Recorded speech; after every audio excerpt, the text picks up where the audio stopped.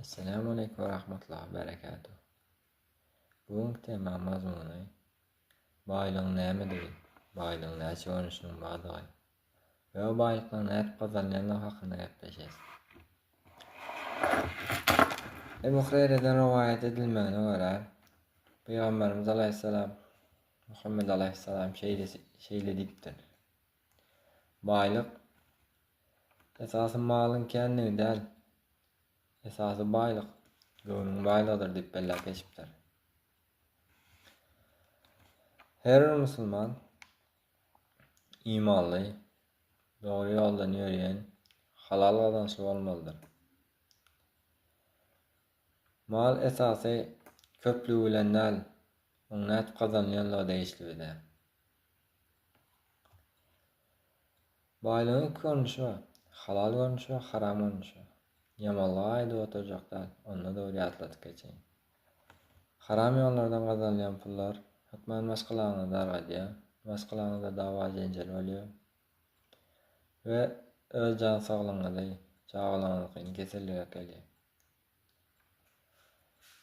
Halal gazançda elbette kitabymyzda bolan Kur'an-ı Kerimde de her kim berse yamanlykdan saklanar we owadanlyklary dogurlasa oňa begenç ýol azatlaşdyrar diýip belläp geçipdir.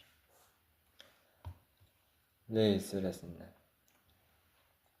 Her kim berse adam näçe berbilýänli.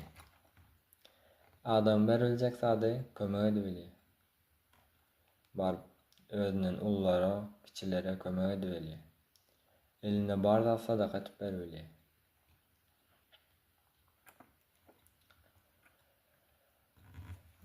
Şeýdip eger günne adam birine ýaşlyk etse, bugün birine etse, erti ikisine etse, indi gün üçüsine etse, köp zatlar kämir kyn adamlar gidýän agyr ýükü bolsa daşaşýan, bitmändiren iş bolsa bitirşen kömek edýän. Şeýdip adamlara kömek etip gitse, yamanlykdan saklanýar. Şol yaman bolmaýar. Gitgide günem gowlaşýar, rızkam köpelýär, baýlygam artýar, jan saglygym köpelýär.